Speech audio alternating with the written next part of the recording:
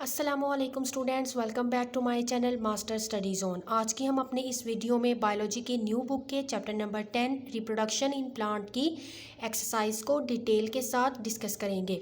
अपनी video start करने से पहले स्टूडेंट्स मैं आपको बता दूं कि हमने जो अपनी प्रीवियस लेक्चर्स को डिस्कस किया, हम चैप्टर्स को डिटेल के साथ टॉपिक वाइज डिटेल से डिस्कस कर रहे थे। आपको उसमें कोई कन्फ्यूजन हो या इसके अलावा हमने बायोलॉजी की ये जो बुक है इसके चैप्टर नंबर 1 से लेके चैप्टर नंबर 9 तक की एक्सरसाइज को डिटेल के साथ डिस्कस किया। आपको इसमें कोई कन्फ्यूजन हो या आपका कोई क्वेश्चन हो तो आप मुझे कमेंट सेक्शन में मैसेज करें। आपकी जो भी प्रॉब्लम होगी इंशाल्लाह मैं उसको सॉल्व करने की पूरी कोशिश करूँगी। तो चलते हैं हम आज के अपने लेक्चर की तरफ और डिस्कस करते हैं एक्सरसाइज को। एक्सरसाइज में सबसे पहले हमारा क्वेश्चन नंबर ए है, select the correct answer for the following question. तो हमारा फर्स्ट वन वाला एमसीक्यूज है, which one of the following organism commonly reproduce by binary fission. तो इसका करेक्ट आंसर है बैक्टीरिया। सेकंड है, what is the primary method of reproduction in yeast. तो yeast के अंदर प्राइमरी जो मेथड है रिप्रोडक्शन का वो है बडिंग। थर्ड है, which of the following statement is true about the spore formation in fungi. तो इसका करेक्ट आंसर है D, spore are produce to withstand harsh condition. Spore जो है वो हार्श कंडीशंस में अपने आप को डॉर्मेंट कंडीशन में हो जाते हैं, डॉर्मेंट स्टेट में चले जाते हैं, और जब कंडीशन फेवरेबल होती है तो वो रिप्रोड्यूस कर जाती हैं। फोर्थ वन है, what happens in some bacteria during harsh condition. तो हार्श कंडीशन में बैक्टीरिया क्या करते हैं, formation of thick walled endospore. Fifth वाला है, which of the following is an example of vegetative propagation through runners. तो इसमें इसका करेक्ट आंसर है स्ट्रॉबेरी। सिक्स है, which part propagate through tubers. तो इसका करेक्ट आंसर है पोटैटो। सेवन है, the horizontal above ground stem which produce leaves and roots as its nodes. तो इसका करेक्ट आंसर है ए, स्टोलन। एट वाला है, which of these does not help a plant for vegetative propagation. तो इसका correct answer है flower, D option. Nine वाला MCQ है, which part of the flower is responsible for producing pollen. तो इसका करेक्ट आंसर है एंथर। नेक्स्ट वन एमसीक्यू है, which of the following is not a part of carpel. तो इसका correct answer है A, filament. Next है, which structure form the female gametophyte in flowering plant. तो इसका करेक्ट आंसर है ovule. 12 वाला है, the male gametophyte in flowering plants is known as pollen grain. 13 वाला एमसीक्यू है, in the life cycle of flowering plants which structure is triploid. इसका correct answer है सी, endosperm nucleus. 14 वाला एमसीक्यू है, embryo sac is formed inside the ovule. Last MCQ है, double fertilisation involves fertilisation of the egg and the fusion of nucleus by two sperm. Next student हमारा question number B है, write short answer. तो first वाला हमारा question है, write a short note on budding in yeast. तो इसको discuss करते हैं, इसके आंसर को। जी स्टूडेंट, तो इसका करेक्ट आंसर है बडिंग का। ये बहुत कॉमन मेथड है यीस्ट के अंदर, यूनिसेलुलर फंगस के अंदर। बडिंग के दौरान में पेरेंट ऑर्गेनिज्म जो है उसकी बॉडी ग्रो करती है और देन वो पेरेंट की बॉडी से सेपरेट आउट हो जाती है, जो बड बनती है, और उसको हम बड बोलते हैं। जब वो बड बड़ी हो जाती है तो अपनी पेरेंट की बॉडी से सेपरेट हो जाती है या फिर अपनी पेरेंट की बॉडी के साथ ही अटैच रहती है। तो ये इसका करेक्ट वन आंसर है। नेक्स्ट सेकंड क्वेश्चन है, write a short note on spore formation in fungi. तो स्पोर फॉर्मेशन फंजाई में कैसे होती है, स्पोर्स जो है वो thick walled asexual reproductive cells है। मोस्टली फंजाई जो है वो प्रोड्यूस करती है स्पोर्स एक स्पेशल स्ट्रक्चर में, सैक लाइक, जिसको हम कहते हैं स्पोरेंजिया। जब स्पोर्स मेच्योर हो जाते हैं तो स्पोरेंजियम ब्रस्ट कर जाती है और स्पोर्स जो हैं वो रिलीज हो जाते हैं। इस तरह से स्पोर्स जो हैं वो रिप्रोड्यूस करते हैं। नेक्स्ट क्वेश्चन नंबर 3 है, what are the advantage of spore formation in fungi and bacteria. तो हम डिस्कस करते हैं स्टूडेंट इनका आंसर कि स्पोर्स जो हैं वो फंजाई के अंदर किस तरह से बेनिफिट्स हैं और किस तरह से उनका एक एडवांटेज है बैक्टीरिया के अंदर स्पोर बनने का और फंजाई। तो अगर फंजाई के हम डिस्कस करें कि स्पोर का एडवांटेज क्या है, तो स्पोर जो हैं वो टॉलरेट कर सकते हैं अनफेवरेबल कंडीशन को। इसका आंसर जो है स्टूडेंट वो आपने ये वाला इसका बेनिफिट्स है कि स्पोर टॉलरेट करते हैं अनफेवरेबल कंडीशन को, क्योंकि उनके पास जो है वो थिक वॉल्ड स्पोरेंजियम बन जाती है। अभी हमने जो है वो प्रीवियस MCQ में डिस्कस किया है। जब कंडीशन फेवरेबल आती है, फेवरेबल कंडीशन आती है दोबारा से, तो स्पोर जर्मिनेट करके प्रोड्यूस करते हैं न्यू फंगस को, क्योंकि स्पोर जो है ये अपने इनके पास स्पेशल एक सैक लाइक स्ट्रक्चर होता है स्पोरेंजिया। तो इस तरह से ये अपने इर्द गिर्द जो है वो एक थिक वॉल बनाते हैं। अब बैक्टीरिया में स्पोर का एडवांटेज क्या है? कुछ बैक्टीरिया जो है वो रिप्रोड्यूस करते हैं, उनके पास एंडोस्पोर्स होते हैं, उनके सेल के अंदर स्पोर प्रेजेंट होते हैं, और ये क्या करते हैं, एंडोस्पोर जो बनते हैं अनफेवरेबल इन्वायरमेंटल कंडीशंस में, और ये जब इवन के अगर ओरिजिनल सेल डाई भी हो जाता है तो ये एंडोस्पोर सर्वाइव करते रहते हैं, और जब कंडीशन दोबारा से इम्प्रूव होती है, फेवरेबल कंडीशंस आ जाती है, तो ये एंडोस्पोर जो है वो ग्रो कर जाते हैं एक न्यू बैक्टीरिया में। तो ये स्पोर का जो है ये एडवांटेज है फंजाई में भी और बैक्टीरिया में भी।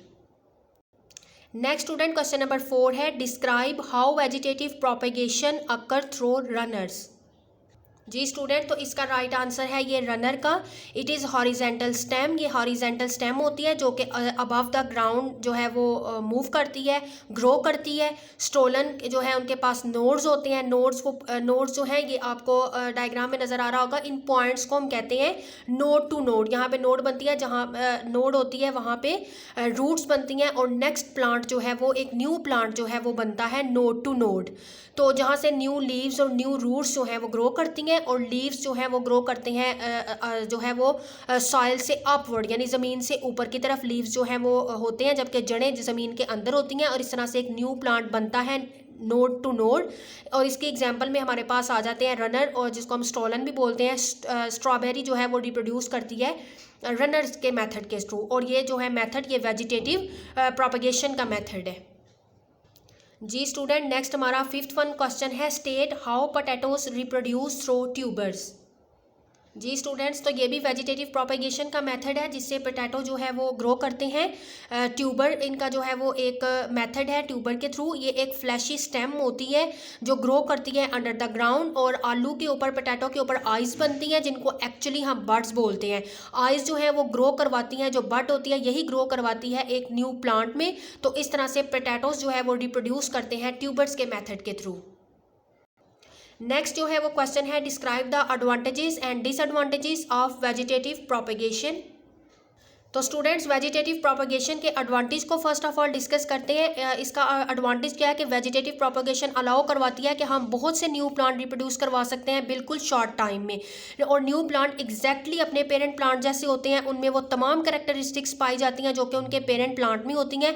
इट्स मीन कि वो यूजफुल क्वालिटीज़ होती हैं, जैसे कि गुड फ्रूट देना, स्ट्रॉन्ग ग्रोथ, और इसी तरह से ये क्वालिटीज़ जो है उनकी नेक्स्ट जनरेशन में भी पास कर जाती हैं। तो ये वेजिटेटिव प्रोपेगेशन का एडवांटेज है। तो जहाँ स्टूडेंट वेजिटेटिव प्रोपेगेशन के मेथड्स के एडवांटेजेस हैं, वहाँ उसके कुछ डिसएडवांटेजेस भी हैं। डिसएडवांटेजेस क्या है कि प्लांट रिप्रोड्यूस करते हैं जो वेजिटेटिव प्रोपेगेशन के थ्रू, उनमें जेनेटिक डिफरेंस नहीं पाया जाता, क्योंकि वो सेम अपने आइडेंटिकल होते हैं, उनके ऑफस्प्रिंग्स अपने पेरेंट्स प्लांट की तरह। इस वजह से ये इक्वली सेंसिटिव भी होते हैं इन्वायरमेंटल चेंजेस के हवाले से। अगर देखा जाए तो अगर डिजीज़ और पेस्ट जो है उनका खतरा होता है कि अगर वो एक प्लांट को कोई बीमारी लगी है तो वो सारे के सारे सेम प्लांट हैं, तो सारे के सारे प्लांट को ही वो बीमारी होगी, और पूरी की पूरे प्लांट जो हैं जो वो ख़राब हो सकते हैं। अगर एक प्लांट के अंदर कोई डिजीज़ आएगी तो सारे प्लांट्स जो हैं वो ज़ाया हो जाएंगे। नेक्स्ट क्वेश्चन है student, name the 4 words present in the flower and also tell the components of each word.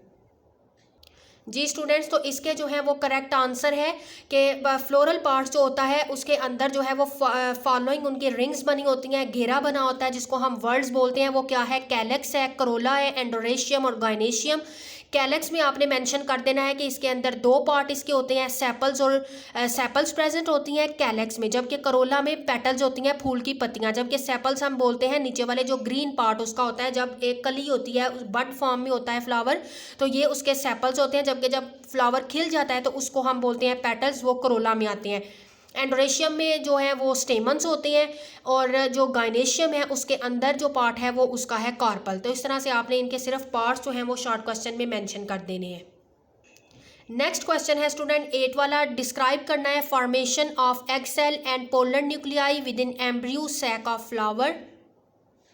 जी स्टूडेंट्स, तो इस क्वेश्चन के आंसर में आपने जो है वो मेंशन करना है एग सेल और पोलर न्यूक्लियाई को एम्ब्रियो सैक के अंदर। तो इसमें आपने ये पैराग्राफ जो है इसको लिख देना है कि इसमें एग सेल और पोलर न्यूक्लियाई की फॉर्मेशन जो है वो किस तरह से हो रही है और कैसे हो रही है। तो उसमें आपको ये डायग्राम बनाने की ज़रूरत नहीं, आप इस पैराग्राफ को जो है वो लिख सकते हैं अपने आंसर के अंदर, जो आपके शॉर्ट क्वेश्चन का आंसर है।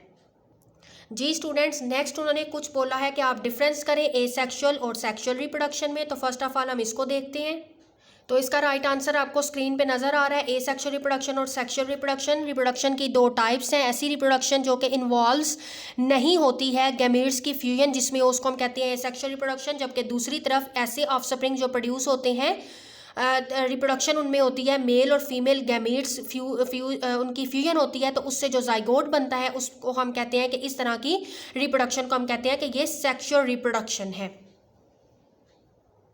नेक्स्ट उन्होंने डिफरेंस पूछा है बाइनरी फिशन बैक्टीरिया के अंदर और अमीबा के अंदर। तो बैक्टीरिया के अंदर बाइनरी फिशन इस तरह से हो रही है, जबकि अमीबा के अंदर बाइनरी फिशन को उन्होंने इस तरह से, जो जितना मैंने मार्क किया है वो आपने अपने आंसर में लिख लेना है।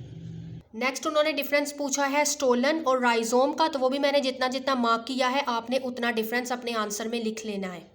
नेक्स्ट उन्होंने स्टूडेंट डिफरेंस पूछा है बल्ब और कॉम में। तो वो भी जितना जितना ये मेंशन है शॉर्ट सा ही है, इसका आपने डिफरेंस लिख लेना है बल्ब और कॉम का। नेक्स्ट उन्होंने डिफरेंस पूछा है कटिंग और ग्राफ्टिंग के दरमियान में। तो कटिंग का जितना मैंने मार्क किया है इसका आपने डिफरेंस लिख लेना है। और नेक्स्ट आपको स्क्रीन पे नज़र आ रहा है ग्राफ्टिंग, वो भी मैंने जितना मार्क किया है इतना आपने कटिंग और ग्राफ्टिंग के डिफरेंस में अपना आंसर लिख देना है। नेक्स्ट उन्होंने डिफरेंस पूछा है वेजिटेटिव प्रोपेगेशन और आर्टिफिशियल प्रोपेगेशन। तो वेजिटेटिव प्रोपेगेशन आपको स्क्रीन के लास्ट पे नज़र आ रहा है, उतना आपने लिखना है। जिधर तक मैंने मार्क किया है वहाँ तक आपको लिखना है वेजिटेटिव प्रोपेगेशन। और नेक्स्ट आपको स्क्रीन पे नज़र आ रहा है आर्टिफिशियल प्रोपेगेशन। तो ये आपने जहाँ तक मैंने मार्क किया है इतना आपने अपने आंसर में लिखना है। नेक्स्ट स्टूडेंट डिफरेंस है male gametophyte and female gametophyte का। तो ये मैंने राइट सा डिफरेंस आपके साथ शेयर किया है, क्योंकि बुक में जो है वो इस तरह सिंपल और इजी वे में मेंशन नहीं था। तो ऐसी स्ट्रक्चर जो प्रोड्यूस करे मेल गैमीट्स हम कहते हैं वो मेल गेमिटोफाइट है। ऐसी स्ट्रक्चर जो प्रोड्यूस करे फीमेल गैमीट्स तो हम कहते हैं ये फीमेल गेमिटोफाइट्स है। मेल गैमीट्स में स्पर्म आ जाते हैं, फीमेल गैमीट्स में एग आ जाते हैं। और मेल गैमीट जो है वो ये डेवलप करता है माइक्रोस्पोर से, जबकि फीमेल गैमीट डेवलप करता है मेगास्पोर से। और जो मेल गैमीट्स है ये फाउंड होते हैं इनसाइड द एंथर, जबकि फीमेल गैमीट्स जो हैं ये फाउंड होते हैं inside the ovule. Next student difference है कैलेक्स एंड क्रोला के दरमियान में। तो ये आपको स्क्रीन पे नज़र आ रहा है ऑप्शन नंबर जो है पॉइंट नंबर 1 एंड 2। तो आपने कैलेक्स और क्रोला का इतना डिफरेंस आपके आंसर में लिख देना है। नेक्स्ट स्टूडेंट्स उन्होंने डिफरेंस पूछा है स्टेमन और कार्पल का। तो आपने इतना बता देना है कि ये थर्ड वर्ड होता है जो कि बना होता है मेल रिप्रोडक्टिव स्ट्रक्चर से, जिसको कहते हैं स्टेमन। और ये हर स्टेमन कंसिस्ट करता है एंथर एंड फिलामेंट। आपने फिलामेंट तक इसको लिखना है, जबकि कार्पल को आपने लिखना है कि ये इनर मोस्ट वर्ड होता है जो कि फीमेल रिप्रोडक्टिव स्ट्रक्चर है, जिसको हम कार्पल बोलते हैं। और कार्पल कंसिस्ट करता है 3 पार्ट्स पे, और उन 3 पार्ट्स के आपने सिर्फ नेम मेंशन करने हैं ओवरी, स्टाइल एंड स्टिग्मा। जी स्टूडेंट्स, तो ये आज का हमारा लेक्चर था जिसमें हमने चैप्टर नंबर 10 के MCQ को, इसके अलावा शॉर्ट क्वेश्चन को मैंने डिटेल के साथ आपके साथ डिस्कस किया और आपको बताया कि आपने कितना इसका आंसर कहाँ से लेके कहाँ तक लिखना है।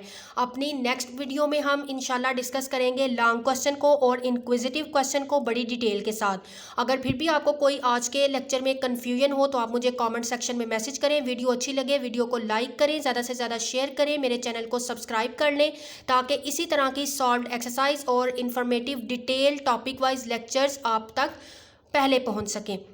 अपनी नेक्स्ट वीडियो में हम डिटेल के साथ डिस्कस करेंगे इसी चैप्टर के लॉन्ग क्वेश्चन और इंक्विजिटिव क्वेश्चंस को। तब तक के लिए अल्लाह हाफिज़।